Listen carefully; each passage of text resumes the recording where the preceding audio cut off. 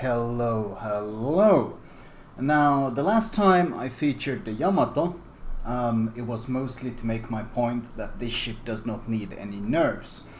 But ultimately, I wasn't that satisfied with the commentary because while it did show the strengths of the ship, ultimately, I don't think I gave enough information on how to play it.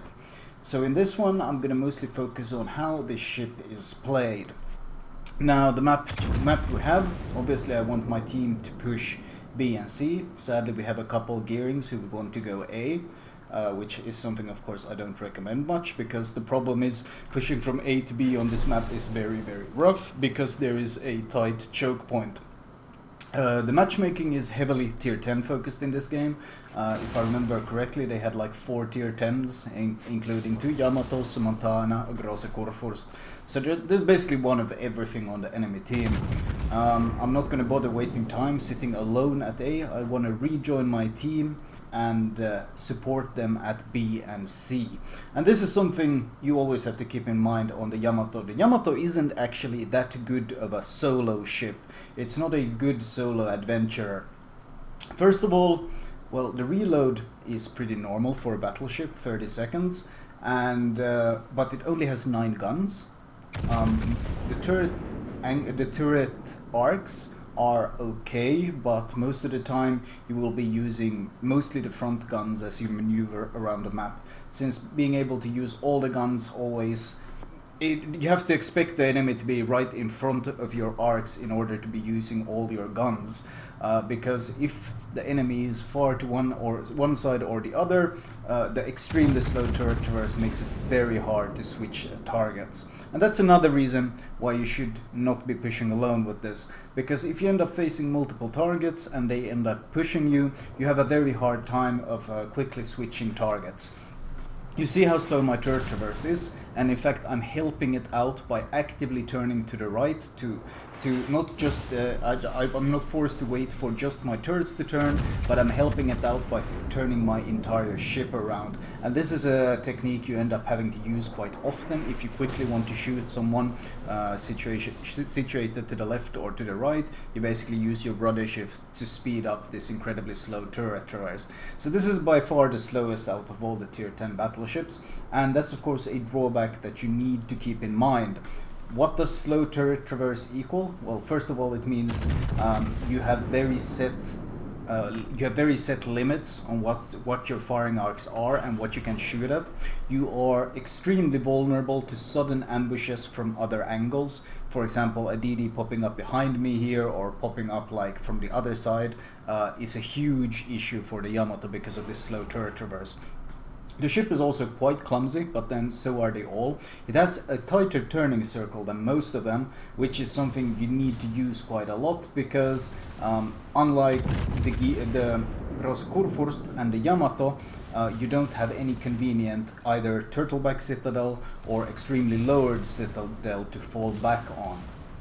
The Z-23, you saw when I made a turn to the left there, I was hoping I'd be undetected, but the Z-23 actually got me detected, which was a bit annoying and a bit unfortunate.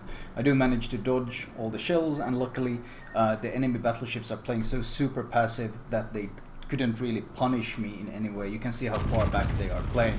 I'm still continually moving. I had an unfortunate spawn at A, so I'm still continually moving over towards C, which is my initial goal, because as I said, you want to play with your team. And the one thing the Yamato does have, the one strength it has, is this huge amount of threat.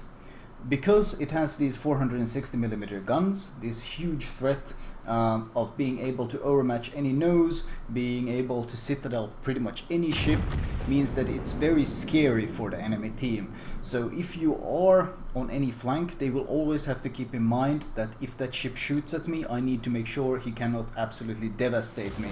I give a bit too much broadside as I turn out here. There were more ships shooting at me than I expected, and I ate, I think, 1 citadel and a bunch of penetrations. Now, citadels are especially nasty to battleships because you can only heal 10% of the damage taken. So that was a bit of an unfortunate hit, and of course that is one of the weaknesses. Yugumo is shooting me, I'm pinging behind me for the gearing to please kill the Yugumo, because our gearing is literally right next to him, but he's just sitting there afraid of engaging him. Regardless, I finally start making my way towards A, and if you look at the enemy positioning, you see that they are all extremely far away. In fact, they are sailing around on the I line. Most of their big battleships are sailing aligned in the I. Some of them are, one or two are on the H line, but most are on the I line. So they are extremely far back. So there's really no point for me to push into the camp at this point, because, well, if I push in, I'm gonna get crossfired by all their base camping battleships. Not to mention that we have the 2 caps to 1, which means the enemy team needs to be the one to advance. And this of course suits the Yamato quite well, and in general this kind of long range fighting is something the enemy team should avoid, whereas this is something that suits the Yamato quite well. Even though this like super long range sniping isn't like a good thing for the meta, the Yamato is probably one of the best ships at it, because it has one of the best sigmas in the entire game, 2.1 sigma, and it has incredible penetration. The shells are also extremely heavy and with very little air drag. This means that the shell velocity remains very consistent in air, which means that you can pretty linearly increase how much lead you have to take when hitting different types of targets, and this means that you are very accurate, and good Yamato players can pretty much nail any target at any distance very consistently, and this of course makes it an extremely scary target to face. Kazama popped up, but he sadly disappeared. Now it's worth noting though that the Cyclone has hit and the Cyclone is about to strike. Well, the guns of course, as I said, are a great strength. The Citadel is the great weakness. When it comes to brawling in general, raised Citadel or fairly large and raised Citadel combined with extremely slow turret traverse equals you do not want to brawl in the Yamato. The Yamato is the worst tier 10 brawling ship out of them all, by far. There's really no doubt about it, because you can, if a Montana catches you full broadside, he can one-shot you. If a Corfos catches you full broadside, he can one-shot you. If you catch either of those two full broadside, you will be lucky if you deal a quarter or a third of their health in a volley. That's pretty much it. That's the fundamental case there. If you put the Yamato broadside next to a broadside Montana and a broadside Corfurst and they all shoot at each other, the Yamato explodes instantly from the first volley from either ship, and whereas if they fight each other they have to duke it out, where the Corfurst eating a ton of AP penetrations and the Montana getting maybe one or two unfortunate citadels on the lowered citadel every now and then, but ultimately those two are very close. And the Montana is much more agile than the Kurfürst, but the Kurfürst on the other hand has more health and of course that turtleback. So those two are the brawling kings, but the Yamato is terrible at that. Now you notice that this Kurfürst was fairly far in the front, so I'm trying to push up to see if I could save him. The idea is of course, if someone is pushing and chasing the Kurfürst, me showing up would scare them away and make them disengage. Sadly the Kurfürst had fires on him he couldn't repair, so he died before I could have any impact.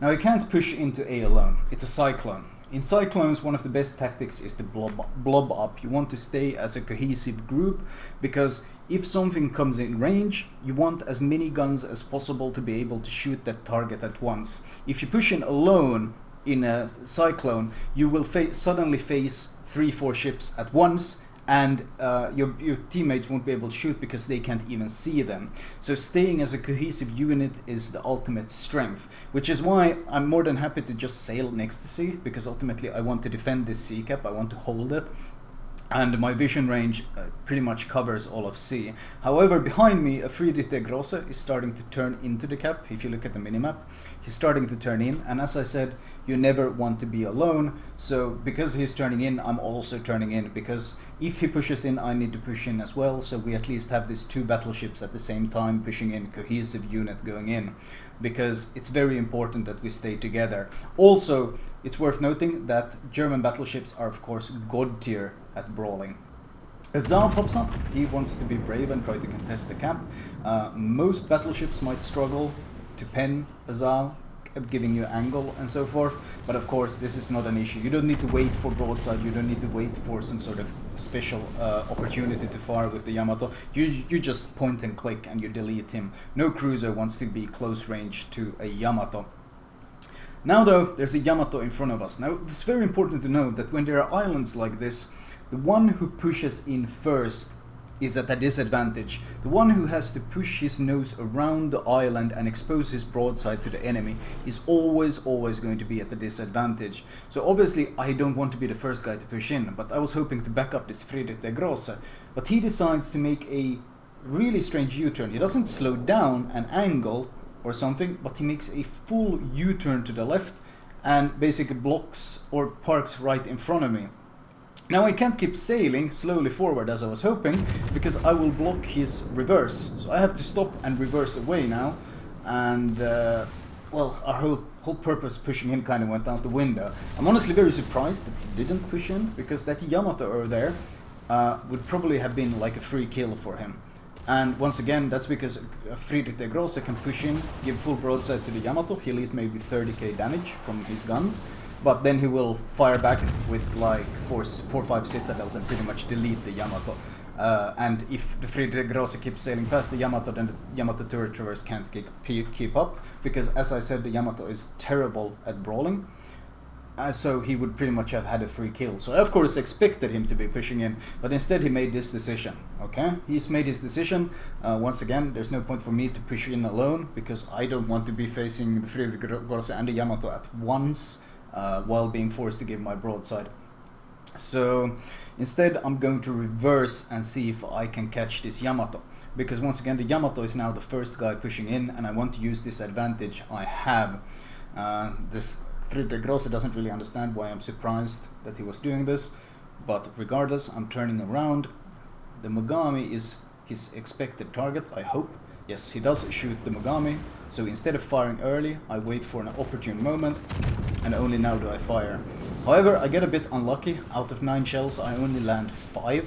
I was so greedy for the citadel, so I do get 5 citadels, which is 74k damage, but it wasn't the devastating strike I hoped to get rid of him quickly, because there's 2 battleships pushing in from the other angle, which means I cannot angle myself fully nose in towards this Yamato as I would want to, but I already have to turn myself to angle against the 2 other battleships, which is why he was able to return citadel damage to me and make life a lot harder. But it was a calculated damage hit I knew I had to take, because I could not risk giving broadside to the Montana, and I could not risk allowing the Montana get to my broadside with those 12 guns, because they have a very easy time fighting you. In a Montana versus Yamato, a brawl like this one, of course what you want to do is exactly what I'm doing here. You reverse, first of all, point nose in. If you point nose in, Montana can't do anything. Montana is helpless as a kitten when you point nose in. His best chance is trying to hit your superstructure or just loading HE and trying to HE spam you to death. He can do nothing. You, on the other hand, you see his nose. I'm aiming right to make sure that my shells hit his nose. Don't go for the broadside armor, because if he angles the broadside armor, he can bounce your shells. Just fire at the nose like I'm doing here. You can see I'm consistently penetrating. Not a single one of my shells is bouncing or shattering or even overpenning. It's just consistent penetrations and massive damage. So when you'd have to brawl a Montana, just play it like I do. Of course, if you get to the situation that he gets around you and he gets to your flank or to either broadside or even behind you, then life gets really hard. So I had to ensure that doesn't happen, and that's why I reversed away and made sure my nose was pointed in. It's very important in fights like that. Atago, he has a broken engine. Note the suit, the fire coming out of the smokestacks, that means a broken engine, so I take a very small lead when I shoot at him. And I managed to score a pen and a citadel, but sadly I do not get the kill, but that doesn't matter since, well, we were down a couple ships and now we actually have a ship lead, which won't last long. And now we're even again. The cyclone has faded. I'm trying to get rid of this Edinburgh. I should become undetected if we kill him, so that's why I'm trying to get rid of him as soon as possible. He is smoking up though.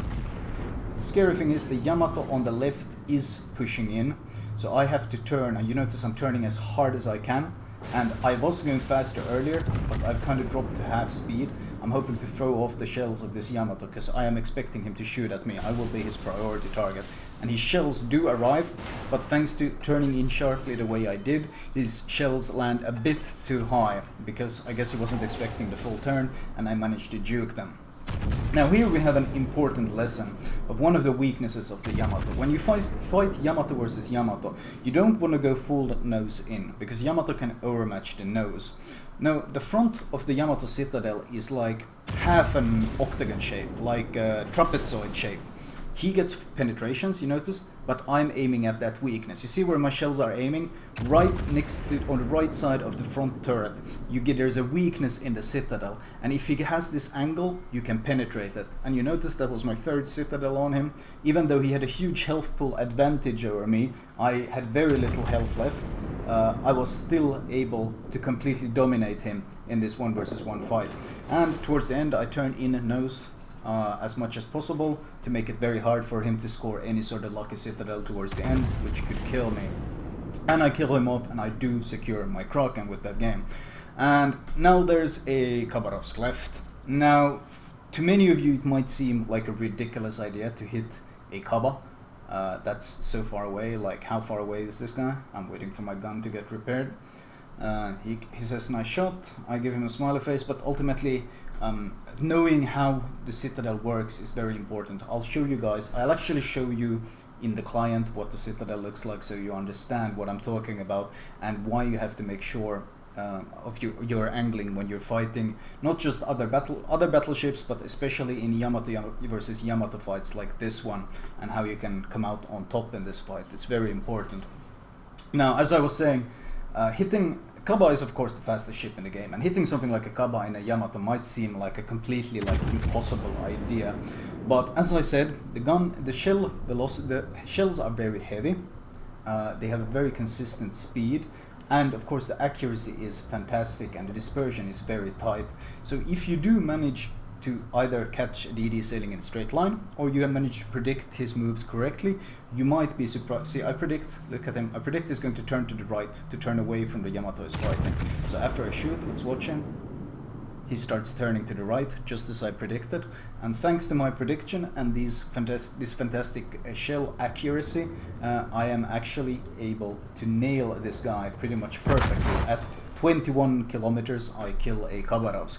So the guns, people don't understand just how strong these guns are, and I'm hoping to really make people understand that these guns are the reason why this ship is such a monster, regardless of all the other drawbacks. Now the game does end. This was my daily win. I think we had 100% XP bonus during the weekend. My rewards are of course Confederate. I managed to get a double strike. I got Dreadnought, which I always enjoy getting.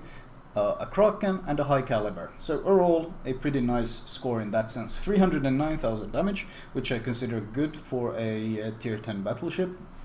11 citadels, 6 kills. Overall, only 67 hits, but 11 additional citadels on top of that. So of course, quite a lot of damage. I also got the mission done. The EU weekly mission was completed, which is of course quite nice since I got the battle hardened camos. Looking at the team score, 3.5k base XP. It's actually quite a lot of base XP. I can't remember the last time I got that in a battleship, so obviously a very dominant game. Considering the matchmaking, it was majority tier 10 ships. That is of course a very satisfying result in that sense, and really quite a carry performance by the Yamato in general. Looking at the detailed report, we see damage received 143,000 damage, potential damage 2 million. Could probably have been more, as damage received could also have been significantly higher, because once again I ate a lot of citadel damage, which is not as easily repairable.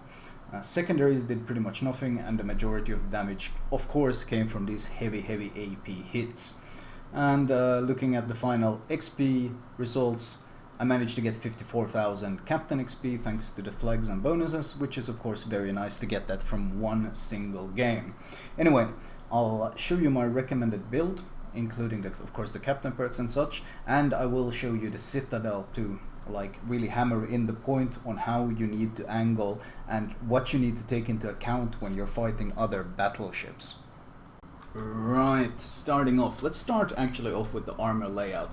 Now the front of the ship is 32 millimeters, which means you can bounce every other battleship in the game. If you fight anything besides a Yamato, just put your nose in like this and he can't do anything about you, and you can just shit on him with your amazing penetration.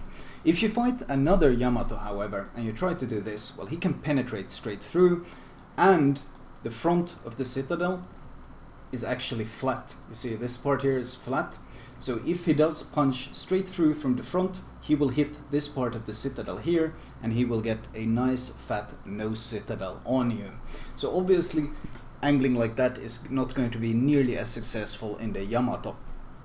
If you try to give this angle, see, here we get the problem what I mentioned about the octagon shaped citadel. You see how the citadel, when we look at it from above, it's like a trapezoid, like this. It's basically a cut-off octagon, the front part. And if you try to angle like this, you actually make this part here, you make it a flat surface for the enemy. Now at long ranges, the angle, you see how angled this citadel is? At long ranges, the shells will most likely just bounce when they plunge in from above. However, when you get close enough, or if you have enough penetrative power, like the Yamato shells do, well, you saw what happened to the enemy Yamato. He was basically holding this angle against me, and I was consistently aiming my shells right here. And you saw exactly what happened. I completely dominated that 1 versus 1 fight.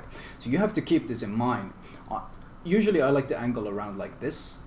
Something like this. It makes it basically I try to put this edge that's between these two towards the enemy. That makes it slightly harder for them to get either citadel.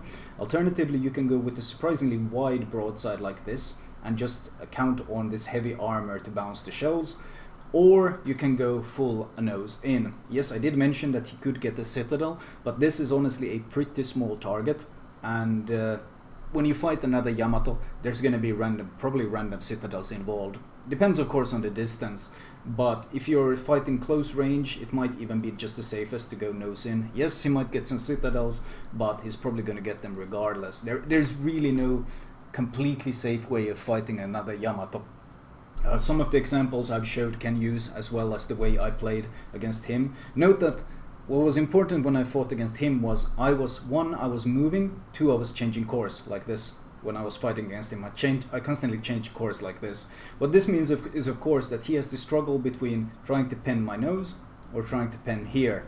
So when I constantly change course like this when I sail towards him, he has a hard time hitting a moving target. Hitting one that's maneuvering like this on the exact small area that you're supposed to hit is very, very hard. Whereas he was basically standing still and then reversing, which made him a very easy target. So keep in mind that even though you're a big, bulky battleship, you should still try to use that maneuverability to make yourself at least slightly harder to hit. Anyway, that was the basics of survivability and working around the weakness. Moving on to my captain, of course. My basic Yamato captain, premium all consumables, including spotter plane for shooting ships in smoke or behind islands.